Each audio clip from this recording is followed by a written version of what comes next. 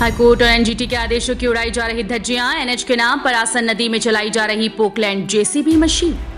Uttarakhand high court के मुख्य न्यायाधीश विपिन सांघी और न्यायमूर्ति आरसी खुल्बे की खंडपीठ ने एक जनहित याचिका की सुनवाई के दौरान आदेश पारित कर उत्तराखंड में मशीनों से नदियों के खनन पर रोक लगाई। सभी जिलाधिकारियों को यह आदेश जारी कर अनुपालन सुनिश्चित करने को कहा था। बावजूद इसके राजधानी देहरादून से मात्र 15 किलोमीटर की दूरी पर सिंगरीवाला शेरपुर में पड़ने वाली आसन नदी से दिन के 24 घंटे लगातार जेसीबी मशीन और पोकलैंड मशीन के द्वारा सभी आदेशों की धज्जियां उड़ाते हुए एनएच निर्माण कार्य के नाम पर अवैध खनन का खुला खेल चल रहा है।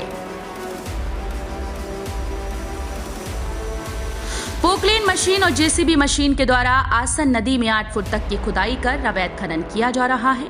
और बिना तोले ही आसन नदी से एनएच रोड के बेड पर आरबीएम डाला जा रहा है, जिसमें न तो कोई राजस्व विभाग का तोल कांटा है जिससे ये तय हो सके कि एनएच के लिए कितनी मात्रा में चुगान किया गया, और जिस जगह से पोकलैंड के द्वारा आसन नदी को खोदा जा रहा है उसकी भी कोई पैमाइश नहीं की गई और न ही वहां मॉनिटरिंग के लिए कोई राजस्व विभाग का कर्मचारी मौजूद मिला।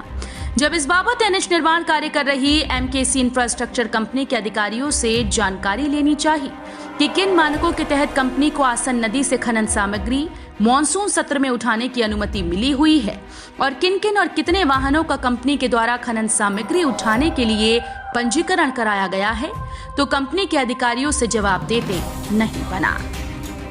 वहीं जब इस बाबत से संबंधित विभाग के अधिकारियों से बात की गई तो उनका सिर्फ यही कहना था कि शासन से अनुमति है और हाईकमान का आदेश है कि जिसकी किसी प्रकार की कॉपी देखने के लिए प्रस्तुत नहीं कर सके। वहीं एनएच विभाग के प्रोजेक्ट मैनेजर पंकज मौर्य का कहना है कि उनके विभाग के द्वारा कंपनी को सड़क निर्माण का कार्य आवंटन किया गया है, जिसमें कंपनी को समय से कार्य पूरा करके देना है, वो भी राज्य सरकार के दिशा निर्देशों का पालन करते हुए। लेकिन उसमें कंपनी किसी भी तरह का कोई रूल ब्रेक करती है या माननीय उच्च न्यायालय के आदेशों का उल्लंघन करती है, यानी किसी भी तरह की इल्लीगल एक्टिविटी की कंपनी स्वयं जिम्मेदार होगी। कंपनी के इल्लीगल कार्यों में विभाग का कोई लेना देना नहीं है। यदि कंपनी के द्वारा इल्लीगल रूप से माइनिंग की जा रही है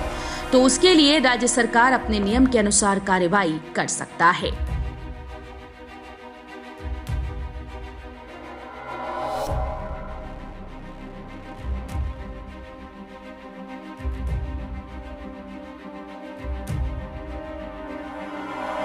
दूसरी ओर जिलाधिकारी सोनिका सिंह का कहना है कि इस तरह का मामला उनके संज्ञान में नहीं है। इसके लिखित शिकायत आने पर जांच कर नियमानुसार कार्यवाही की जाएगी। काफी जानकारी जुटाने के बाद एक अनुमति पत्र हाथ लगा, जिसमें साफ तौर पर मॉनसून सत्र के 3 महीने छोड़कर खनन कार्य की अनुमति दी गई थी और 3 महीने छोड़कर कंपनी को सरकार की रॉयल्टी जमा करने का आदेश दिया गया था। अब देखना ये होगा कि मामला संज्ञान में आने पर संबंधित विभाग और प्रशासन किस तरह की कार्रवाई करता है और करता भी है या नहीं, और अगर नहीं करता तो हाईकोर्ट और एनजीटी को ही स्वतः इस पूरे प्रकरण का संज्ञान लेना चाहिए।